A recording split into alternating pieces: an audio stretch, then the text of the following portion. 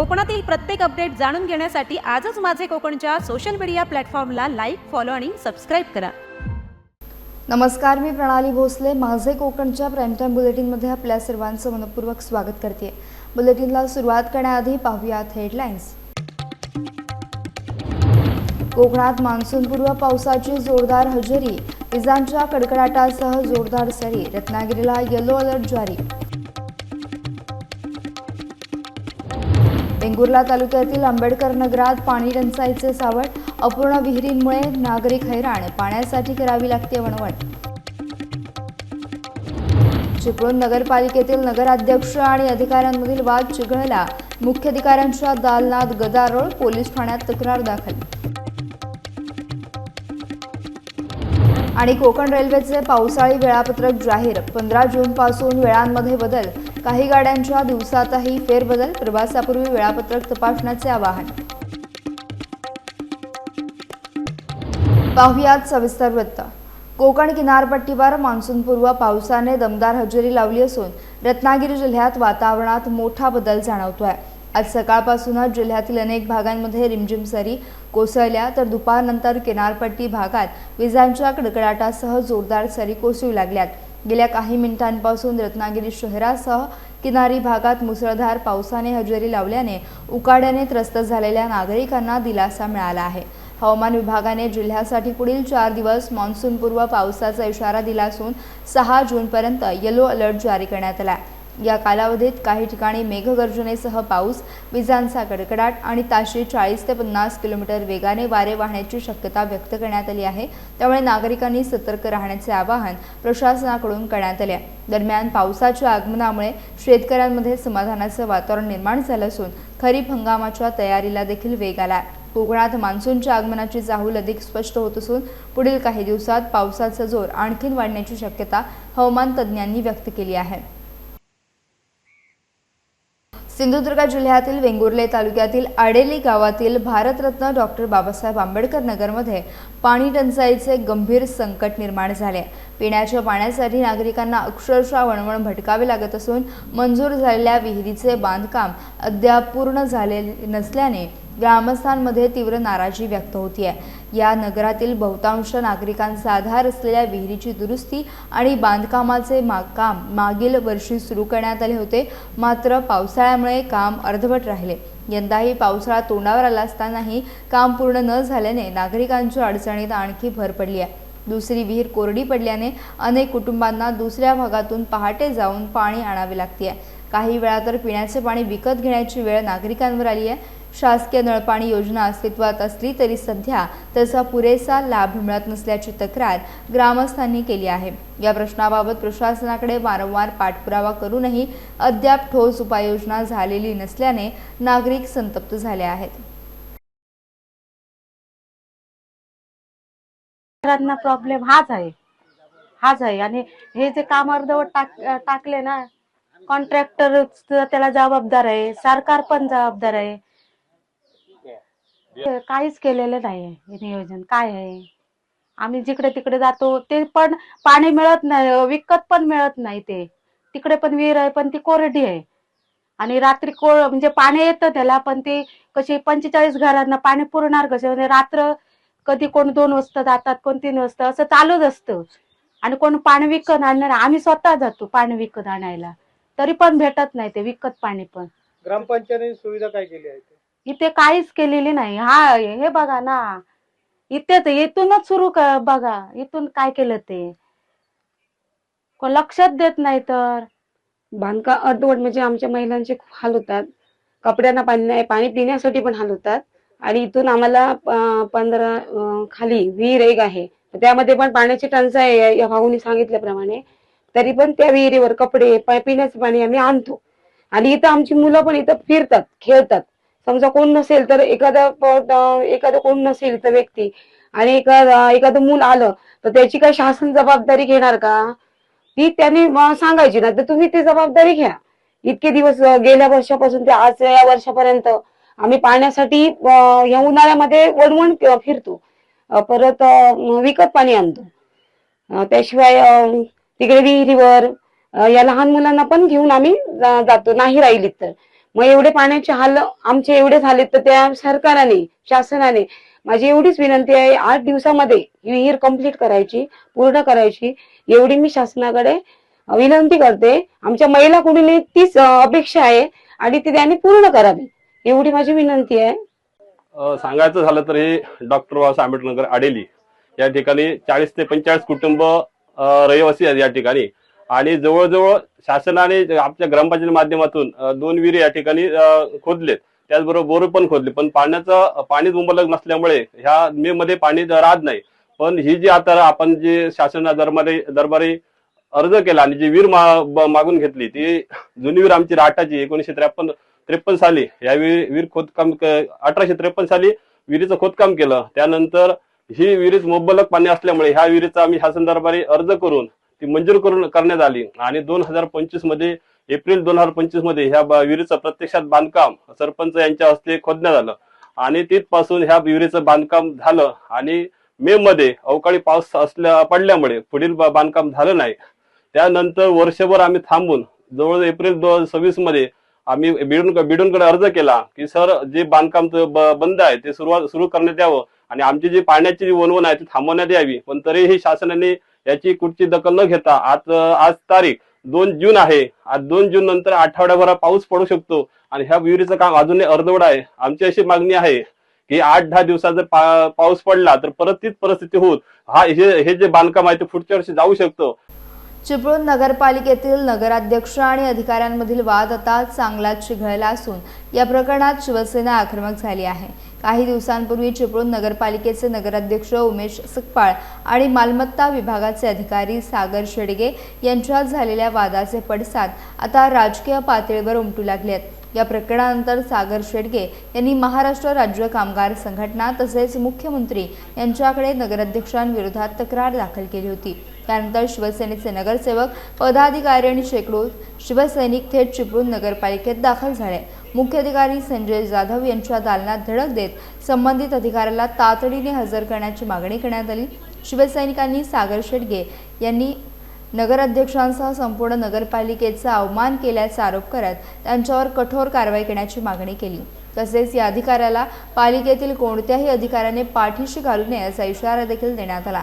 यावेळी मुख्याधिकाऱ्यांच्या दालनात काही काळ तणावपूर्ण वातावरण पाहायला मिळालं, तसंच गदारोळ देखील निर्माण झाला. यानंतर शिवसेनेच्या शिष्टमंडळाने चिपळूण पोलीस ठाण्यात जाऊन सागर शेडगे यांच्या विरोधात तक्रार दाखल केली. योग्य कारवाई न झाल्यास शिवसेना स्टाईलने आंदोलन छेडण्याचा इशारा देखील यावेळी देण्यात आला. या घडामोडींमुळे चिपळूणच्या राजकीय आणि प्रशासकीय वर्तुळात मोठी चर्चा सुरू झाली आहे.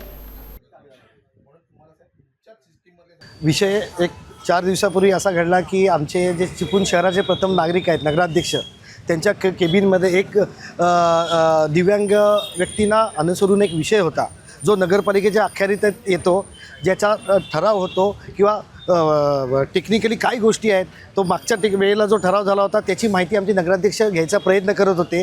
ती माहिती त्यांनी उडवाउडवीची उत्तरं देऊन शेडगे नामक अधिकाऱ्यांनी पाहिजे ती माहिती नगराध्यक्षांना दिलेली नसल्यामुळे नगराध्यक्षांनी त्यांना सांगितलं आमच्या केबिनमधून निघून जा, त्यांनी सांगितलं आमचे अधिकार आहेत ते आम्ही बघून घेऊ, अशी मुजोरीची भाषा त्या अधिकाऱ्यांनी केल्यामुळे आमच्या चिपळूणच्या नगराध्यक्षांचा घोर अपमान झालेला आहे, चिपळूणच्या जनतेचा अपमान झालेला आहे आणि चिपळूण नगरीचा अपमान झालेला आहे. त्याच्यामुळे आज आमच्या चिपळूण शहराच्या वतीने, चिपळूण शिवसेनेच्या वतीने आज आम्ही मुख्याधिकाऱ्यांना आमचं निवेदन दिलेलं आहे की या अशा मुजोर व्यक्तीवर जो नगराध्यक्षांशी असं वागू शकतो, जो सामान्य लोकांशी कसा वागेल, त्याच्या बाबतीत घडलेले गेल्या त्याच्या ज्या नोकरीला लागल्यापासूनचे त्याचे 2-3 वर्षात ते जे काय प्रताप आहेत, 5-6 ठिकाणी त्याने जे काही गैरव्यवहार केले किंवा ज्या काही गोष्टी केल्या त्यांचेसुद्धा सगळे पुरावे आमच्याकडे आलेले आहेत. त्याने इथून कुठलं तरी कारण शोधून इथून त्याने पळ काढण्यासाठी आमच्या नगराध्यक्षांवर बोट दाखवून चिपळूणच्या जनतेचा घोर अपमान केलेला आहे. त्याच्यासाठी आज आम्ही आमचे सगळे शिवसैनिक आणि आमची सगळी कुटुंब आम्ही सगळे मिळून मुख्याधिकाऱ्यांना भेटायला गेलो होतो आणि ह्यावर तुम्ही कोणती कारवाई करणार आहात किंवा ह्या अधिकाऱ्याचं कसं पुढे काय करता येईल या संदर्भात आम्ही त्यांच्याशी विचारणा केलेली आहे. कशा प्रकारे कारवाईची मागणी केलेली आहे आणि शिवसैनिक म्हणून तुम्ही काय करणार आहे?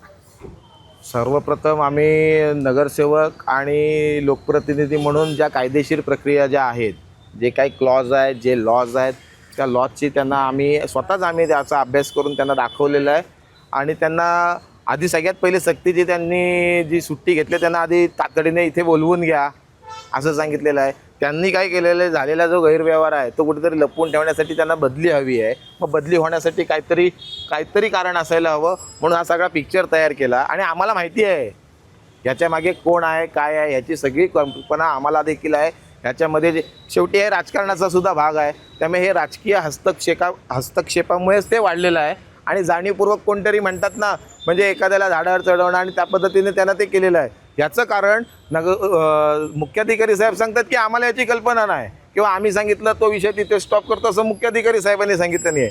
चिपळूण नगर परिषदेची जी कर्मचारी संघटना इथली स्थानिक आम्हाला मान्य आहे की केडर संघटना वेगळी असते, परंतु इतर सर्व उपक्रमांमध्ये जेव्हा चिपळूण नगर परिषदेच्या कर्मचारीची संघटना आहे त्या संघटनेशी विचारलं तर ते म्हणतात आम्हाला देखील माहिती नाही. याचा अर्थ या गोष्टीचा कुठेतरी राजकीयदृष्ट्या वाढ होईल, हा विषय कसा चिघळेल आणि चिपळूणचं वातावरण कसं बिघडेल याच्यासाठी ज्या राजकीय लोकांनी त्याच्यात जे पाठबळ घातलेलं आहे किंवा त्याला जे खतपाणी घातलं आहे त्यामुळे हा विषय वाढला आहे. तो कुठेतरी थांबायला हवे म्हणून ऑफिशियली कारवाई व्हावी म्हणून आम्ही सध्या सर्व नगरसेवक, सभापती आणि पक्षाचे सर्व अधिकृत पदाधिकारी हे आम्ही आता सीओ साहेबांना भेटलो. ही झाली आमची नगरसेवक म्हणून कारवाई. आणि शिवसेना काय आहे, शिवसेनेचा इतिहास काय आहे आणि शिवसेनेच्या लोकांना बोलल्यावर काय होतं हे सर्वांना माहिती आहे आणि त्या शेडग्यांना सुद्धा माहिती आहे. त्यामुळे ते वेगळं सांगायची गरज नाही आणि त्यांना ऑफिशियली पद्धतीने उत्तर हे जाईलच. परंतु त्यांना आम्ही शुभेच्छा देतोय की तुम्ही योग्य तो निर्णय विचार करा आणि आता इथे या.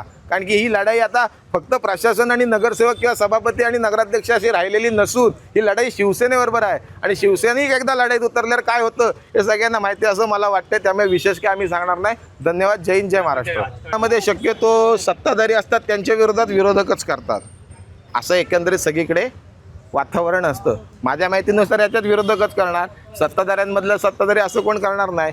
त्यामुळे माझ्यामध्ये हे सगळं करण्यासाठी आणि जे समोरासमोर येऊन लढाई करू शकत नाहीत, समोरासमोर येऊन आम्हाला भिडू शकत नाहीत, समोरासमोर आम्हाला येऊन लढू शकत नाहीत, ते असं काही ना काहीतरी उगलेगिरी करत असतात. आणि त्यांच्यातनं त्यांची अचानक ती देशभक्ती वगैरे, जसं आता तुम्ही मागच्या वेळी राजापुरात आमच्या आमदार साहेबांनी सांगितलं की असे सो कॉल्ड देशभक्त भरपूर आहेत, तसे चिपळूणमध्ये पण सो कॉल्ड देशभक्त भरपूर आहेत. ते आम्हाला माहिती आहे कशाने काय पद्धतीने शांत राहतात ते. आम्ही त्या पद्धतीने तो विषय हाताळलेला आहे.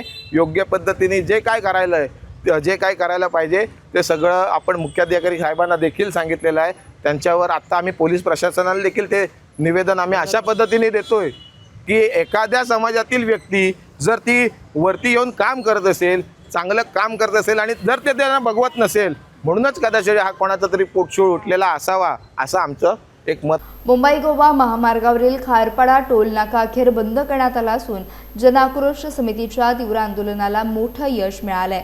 गेली अनेक वर्षे रखडलेल्या मुंबई गोवा महामार्गाचं काम अद्याप पूर्ण झालं नसतानाही प्रशासनाने खारपाडा येथे टोल वसुली सुरू केल्याने कोकणवासियांमध्ये तीव्र नाराजी निर्माण झाली होती. टोल नाका सुरू होताच जनआक्रोश समितीने याविरोधात आक्रमक भूमिका घेत प्रत्यक्ष महामार्गाची पाहणी केली. यावेळी रस्त्यावरील अनेक त्रुटी, अपूर्ण कामे आणि वाहन चालकांना होणारा त्रास समोर आला. त्यानंतर समितीच्या वतीने 25 मे ते 28 मे दरम्यान आंदोलन छेडण्यात आले. तसेच 29 ते 31 मे दरम्यान आमरण उपोषण करण्यात आले. प्रशासन आणि लोकप्रतिनिधींविरोधात तीव्र निषेध नोंदवण्यात आला.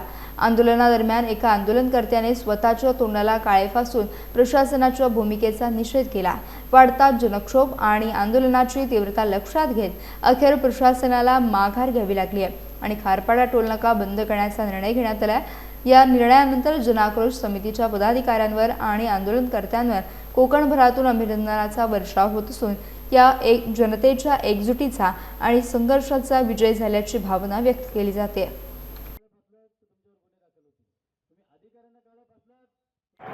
नमस्कार. मुंबई गोवा महामार्ग जन आक्रोश समितीच्या विद्यमानाने आज आम्ही पाहणी करत असताना या टोलनाक्याजवळ पोहोचलेलो आहोत की या महामार्ग जो आहे गेल्या 17 वर्षापासून रखडलेल्या स्थितीमध्ये आहे. अनेक बांधकामं, अनेक ब्रिज, अनेक रस्ते अजून परिपूर्ण न होता सरकारने मात्र ह्या सुविधा देण्याऐवजी मीठ तोडण्याचं काम कोकणकरांवरती केलेलं आहे. कारण आता आपण ऐकलं असेल, वाचलं असेल, पेणमध्ये जो खारपाडा टोल नाका आहे तो सुरू करून आपल्या कोकणकरांना मीठ चोळण्याचं काम ह्या सरकारने केलेलं आहे. कारण का अनेक कोकणकर म्हणजे आमच्या माहितीनुसार 4,500पेक्षा जास्त कोकणकर मृत्युमुखी पडलेले असताना कोणत्याही प्रकारचं आर्थिक सहाय्य न करता कुठल्याही प्रकारची खारपाडा टोल नाक्यावरती सुविधा न देता त्यांनी जो टोल नाका चालू केला होता त्याला आम्ही 25 मे 2026 रोजी विरोध केला. 25 ते 28 पर्यंत ठिय्या आंदोलन आम्ही त्या ठिकाणी केलं. त्यानंतर 29 ते 31 मे या दिवसावर आमरण उपोषण केलं आणि आमरण उपोषणाची सांगता समारंभ म्हणून त्या ठिकाणी तीव्र आंदोलन आम्ही करणार होतो. परंतु पोलीस अधिकारी त्या ठिकाणी जे दाखल झाले होते त्यांचं सहकार्य आणि आमच्या समितीचे पदाधिकारी यांच्यामध्ये जो समझोता झाला तो कुठल्याही प्रकारचा टोल नाक्यावरती वाहन चालकाला त्रास न देता टोल बंद करण्याची किमया या जन आक्रोशाच्या पदाधिकाऱ्यांनी दाखवलेली आहे. समस्त कोकणकरांनो विचार करा, यासारखे अनेक टोल आपली स्वागत करण्यासाठी तयार आहात. आज जर आपल्याला या टोल मुक्त व्हायचं असेल तर या समितीची पाठीमागे आपण खंबीरपणे उभे राहावे. ज्या ज्या ठिकाणी अन्याय केला जाईल त्या ठिकाणी समिती कायमस्वरूपी पुढाकार घेऊन येतच आहे. ज्याप्रमाणे समिती कार्य करत आहे हे आपल्या कोकणकरांच्या जीवावरती भरवशावरती करत आहे. म्हणून कोकणकरांना विनंती आहे की आपण कायमस्वरूपी ज्या ज्या वेळेला जन आक्रोश समिती आपल्याला आव्हान करेल त्या वेळेला बहुसंख्येने उपस्थित राहावे आणि हा टोल जो चालू केलेला आहे त्याचप्रमाणे याला कायमस्वरूपी विरोध करण्याचं काम आपण करूया. धन्यवाद. मुंबई गोवा महामार्गावर पुन्हा एकदा अपघाताची घटना घडली असून उधळे येथील दीपक हॉटेल समोर दुचाकी आणि रिक्षामध्ये झालेल्या धडकेत एक तरुण गंभीर जखमी झाला. आज दुपारी सुमारे 12:34 दरम्यान हा अपघात घडला. मिळालेल्या माहितीनुसार मुंबईहून गोव्याच्या दिशेने जाणारी दुचाकी आणि खेडच्या दिशेने प्रवास करणारी रिक्षा यांच्यात ही दुर्घटना घडली. दुचाकी स्वाराने रिक्षाला पाठीमागून जोरदार धडक दिल्याने अपघात झाला. या अपघातात रणजित रामकुमार वय वर्ष 23 हा गंभीर जखमी झाला. घटनेची माहिती मिळताच भरणी नाका येथील जगद्गुरू रामानंदाचार्य श्री नरेंद्राचार्यजी संस्थान नाणीसधाम यांच्या 24 तास सेवेत असलेल्या विनामूल्य रुग्णवाहिकेने तात्काळ घटनास्थळी धाव घेतली. रुग्णवाहिका चालक सूरज हंबीर यांनी जखमीला प्राथमिक मदत देत उपजिल्हा रुग्णालय कळंबणी येथे दाखल केले. वेळीच मदत मिळाल्यामुळे जखमीवर तातडीने उपचार सुरू करण्यात आले असून त्याची प्रकृती अधिक माहिती प्रतीक्षेत आहे. या अपघातामुळे काही काळ महामार्गावरील वाहतुकीवर परिणाम झाला होता. कोकण रेल्वे मार्गावर प्रवास करणाऱ्या लाखो प्रवाशांसाठी महत्त्वाची बातमी आहे. पावसाळी हंगामाच्या पार्श्वभूमीवर कोकण रेल्वे प्रशासनाने विशेष पावसाळी वेळापत्रक लागू करण्याची घोषणा केली आहे. येत्या 15 जून 2026 पासून ते 20 ऑक्टोबर 2026 पर्यंत हे सुधारित वेळापत्रक लागू राहणार आहे. या कालावधीत मध्य रेल्वेवरून सुरू होणाऱ्या मध्य रेल्वे मार्गावरील स्थानकांवर थांबणाऱ्या तसेच कोकण रेल्वे मार्गावरून धावणाऱ्या अनेक गाड्यांच्या आगमन आणि प्रस्थान वेळांमध्ये बदल करण्यात आले आहेत. याशिवाय काही गाड्यांच्या धावण्याच्या दिवसांमध्ये देखील फेरबदल करण्यात आल्याची माहिती रेल्वे प्रशासनाने दिली आहे. पावसाळ्यात दरड कोसळणे, मुसळधार पाऊस आणि इतर नैसर्गिक अडचणींचा विचार करून रेल्वे वाहतूक अधिक सुरक्षित आणि सुरळीत ठेवण्यासाठी हे विशेष वेळापत्रक लागू करण्यात येत आहे.